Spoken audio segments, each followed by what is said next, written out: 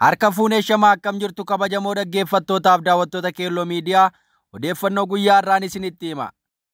Wallagga Lixaatti abbaan aangoo obbolaa nama sadii ajjeesetti murtiin du'aa murame. Itoophiyaa keessatti daangaan aangoo dhibuun abbootiin aangoo waan fedhan raawwatanitti adeemame. Hunda bira darbuun bara kana milishaa namni ta'e illee aangoon isaa daangaa ta'uu dhabuun abbaa fedhe saame abbaa fedhe akka ajjeesu bakka adda addaatti himama. Haalli kun addatti Oromiyaa bakkeewwan waraana aangoo lamaa jiranitti hammaateera. Wallagga Lixaatti murtiin gama seeraan darbe garuu kanneen aangoo da'oo godhachuun ajjeechaa dabalatee yakka raawwatanitti waan dukkaneessaa jiru fakkaata. Gabaasa argameen manni murtii godina Wallagga Lixaa himatamaa aangoo da'oo godhachuun obbolaa nama sadii ajjeesetti murtii du'aa dabarseera. Kanneen murtiin irratti darbe kun himatamaa jalqabaa Saajiin Shawwaa Qannaa Mogos Dajanee, himatamaa lammaffaan Goobanaa Gabbisaa Baanjuuka jedhaman ta'uu ibsame. Himatamaa tokkoffaa miseensa poolisii ta'ee godina Wallagga Lixaa aanaa Sayyoonoolee keessatti yeroo tajaajilaa turetti yakka ajjeechaa kana raawwachuu himame. Himatamaa lammaffaan manaajera ganda qoree kookir ta'ee yeroo tajaajilaa turetti yakka ajjeechaa kanaaf ga'ee baachuu isaa dhaga'ame. Aanicha keessatti haala rakkoo nageenyaa da'oo godhachuun namoota garaa garaa irraa maallaqa guuraa turuu fi halkan da'oo godhachuun mana nama dhuunfaa deemuun ijoollee dubaraa umuriin isaanii waggaa 18 gadi ta'e fudhatanii obboleessi shamarran kanaa dargaggoon tokko duukaa deemee bakka isaan itti geeffatan dhaqee yeroo gaafatu himatamaan jalqabaa jilbeenfachiisee meeshaa kilaashiin addarra rukutee erga ajjeesee booda shamarran lamaan kutaa garaa garaa keessa turan gadi baasee ishee tokko qaama saalaa ishee keessa rasaasaan rukutuun ishee tokko ammoo cinaacha ishee keessa rasaasaan dha'uun ijoollee obbolaa sadan yeroo tokkotti maatii tokko keessa ajjeesu gabaasicha ibsa.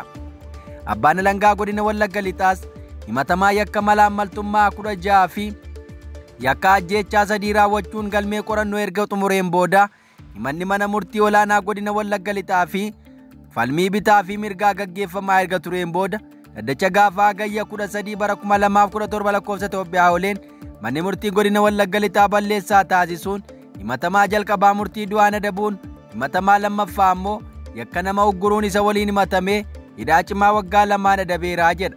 Taateen kun raawwachuun har'a waggaa ga'uuf adeema. Yakkinaa isaan fedhii foonii guuttachuuf miseensi poolisii kun dalage bara darbe akka lakkoofsa Itoophiyaatti qaamee 3 keessa raawwatamuu gabaasaa turre. Gabaasa yeroo ibsamaa tureen godina Wallagga Lixaa aanaa Sayyoonoolee ganda qoree kookir jedhamutti yakkichi raawwatamuu isaati himame. Gochi kun fulbaana 8 bara 2024 lakkoofsa Awurooppaan yookaas qaamee 3 bara 2016 galgala naannoo sa'a 4tti raawwatamuu maddeen odeeffannoo yeroo ibsaa turaniiru. Obbolaa sadan ajjeefaman keessaa 2 shamarran akka turan himame. Qaamee 3 bara 2016 galgala sa'a 4 keessa miseensi poolisii Shawwaa Qannaa Mogos Dajanee jedhamu kun manaajera gandichaa Goobanaa Gaaddisaa jedhamu waliin ta'uun mana maatii obbo Baqqalaa Lammii ganda qoree kookiritti argamu dhaquun ijoollee shamarran 3 Ayyaantuu Baqqalaa, Diichii Baqqalaa fi Dasooree Baqqalaa jedhaman mana keessaa gadi waamanii fudhatanii adeeman. Wayita kanatti miseensonni maatii biroon sa'aatii kana ijoollee shamarran eessaan naqxu jechuun gaafachuu miseensi poolisii kun gama isaatiin isiniin waan ilaallatu hin qabu jechuun humnaan fuudhee deemuuf jaala. Obboleessi shamarran kanaa dargaggoon ganna 16 Ittaanaa Baqqalaa jedhamu yoo feete na ajjeesi malee obboloota koo biraa hin hafu jechuun duuka bu'a. Dargaggoon kun obboloota koo biraa hin hafu jechuun faana bu'u hordofee poolisii Shawwaa Qannaa jedhamu kun itti dhukaasee ajjeesu ijoollee shamarran sadan gara mooraa waraanaa naannichaatti argamutti geessuun gochaa hin mallee erga irratti raawwateen booda Ayyaantuu Baqqalaa fi Diichii Baqqalaa achumatti ajjeesu Dasoree Baqqalaa akka jedhamtu ammoo miliquudhaan lubbuu ishee oolfachuu gabaasaa turuun keenya ni yaadatama. Fedhii dhuunfaa miseensa poolisii tokkoof jecha ilmaan hiyyeessaa obbolaan 3 dhuman jechuun taatee hawaasa naannichaa rifaayise kanaan uummanni hedduun gadduun miidiyaa hawaasaa irra dheekkamsa kaasee ture. Aanaa Sayyoonoolee dabalatee kutaalee Oromiyaa garaa garaatti ajjeechaawwan seeraan alaa akkasii waggoota 5-6 darbaniif walitti fufiinsaan raawwatamaa akka jiran himama. Hoogganaan kominikeeshinii waldaa fannoo diimaa Itoophiyaa obbo Mesfin ji'a guraandhalaa darbe naannoo Oromiyaa godina Wallagga Baanaa Sibusiree fi naannoo Amhara godina Gondor Kaabaa aanaa Taachii Armaacoo keessatti haleellaa suukanneessaa raawwatameen konkolaachisoota ambulaansii 2 miidhaan cimaan irra ga'ee hospitaala keessatti wallaansa argachaa jiraachuu ibsuun isaanii yaadatama. Taateewwan kanattis dabalataan fulbaana bara 2024 naannuma Amharaatti konkolaataan fannoo diimaa 2 humnoota hidhataniin duraa butamuu isaa, Tigray keessatti ammoo ji'a guraandhalaa bara 2024 keessa konkolaachisaan ambulaansii Walduu Araggaawii jedhamu ajjeefamuu ibsamee ture. Waldaan Fannoo Diimaa balaa hojjettoota fi namoota dhaabbatichaaf hojii gargaarsa namoomaa tola ooltummaa kennan irra gahaa jiru ilaalchisuun yeroo yeroon akeekkachiisa kennaa tureera. Dabalees waldichi haala waliigaltee idil addunyaatiin hojjettoota gargaarsa namoomaaf of eeggannoo barbaachisu akka taasifamullee gaafate. Kaleessaa gayya 19 guyyaan tumsaa gargaarsa namoomaa akka addunyaa fi biyyaalessaatti yaadatamaa ture.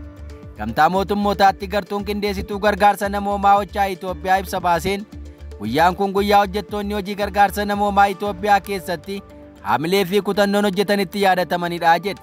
Dabalees hojjettoonni gargaarsa namoomaa namoota gargaarsa tattamaa fedhan biraan tumsa dhaqqabsiisuuf lubbuu isaanii balaaf saaxilaa akka jiranis akeeke. Gamtaa mootummootaatti gartuun qindeessituu gargaarsa namoomaa hochaan waamichaa kaleessa dhiyeesseen ammas hojjettoota gargaarsa namoomaaf eegumsi akka taasifamu hawaasnis warreen namummaaf dhaabbatan kana waliin akka hiriiru gaafateera. Oduu keenya itti aanuun Tigray Islaamiitti hongee mudateen namoonni gara 50,000 balaaf saaxilamanii horiin 9,000 ol du'uun isaa himame. Lixa Tigray aanaa Islaamii keessatti hongee mudateen namoonni 50,000tti dhiyaatan rakkoo beelaa fi qeerraa buqqa'uuf saaxilamanii horiin 9,000 ol ta'an ammoo du'uu qondaaltonni naannoo Tigray dubbatan. Balaa hongee isaa mudate kanaan miseensonni maatii 9,367 ta'an jechuun waliigalaan kan namoota 49,799 tilmaamaman miidhaa keessa jiraachuu ibsame. Kanarra ka'uunis gariin dursanii nyaataa fi dhugaatii barbaaduuf naannoo sana gadhiisanii ba'aniiru. Balaa hongee kanaan hanga ammaatti loon 807 hoolaa fi re'ee walumatti 8,351 dabalatee horiin hedduun balaa hongee kanaan du'aniiru. Qonnaan bultoonni horii isaanii hafe baraaruuf carraaqqii taasisanii naannoo balaan kun itti mudatee gadi dhiisanii buqqa'aa akka jiran bulchaa aanaa Laayilii obbo Naggaa Addunyaa miidiyaalee naannoo Tigray jiraniif himaniiru. Obbo Naggaan itti dabaluunis bakkeewwan aanichaa 6 hongee kanaan gargar malee miidhaman isaanis keessumaa kan qollaa Tiimbee waldaan geessan ta'uu akeeke. Keessattuu aanaaleen sadii kan akka Meedaa, Midiraa Masoo fi Nagarbaay jedhaman haala yaaddessaa keessa jiru jedhe. Nagaan qaamoleen bulchiinsa mootummaa federaalaa fi dhaabbileen gargaarsa namoomaa idil addunyaa hongeen kun utuu lubbuu namaa miidhee jiraattotas qe'ee isaaniirraa buqqisne birmannaan akka taasifamuufis gaafateera. Obbo Gebremichael hoogganaan biiroo ittisa balaa Tigray dhiibbaan hongee kun dhugumaan cimee jiraachuu madda oduu kanaatti himaniiru. Garuu miidhaa hongee kaniin balaan dhaqqabe hammaneerurraa of qusataniiru. Dhiibbaan hongeen guutummaa naannichaa geessee maraa walitti qabnee qorataa jirraa akka jedhan hoogganaan kun haga yoonaa garuu qorannaa gaggeessaa jirru kana hin xumurree jedhaniiru. Torbee duras bifuma wal fakkaatuun Tigray giddu galeessaa qollaa Tiimbeeyitti dhiibbaa hongee kanaan namoonni 22 ta'an du'uu fi horiin manaa 27,000 ol dhumuu isaanii gabaafamaa tureera. Egaa dhaggeeffattoota Kello miidiyaa odeeffannoo irraa of harkaa qabnu kanan gammaa dhaggeeffattan ture qophii hafe waliin turtii gaarii.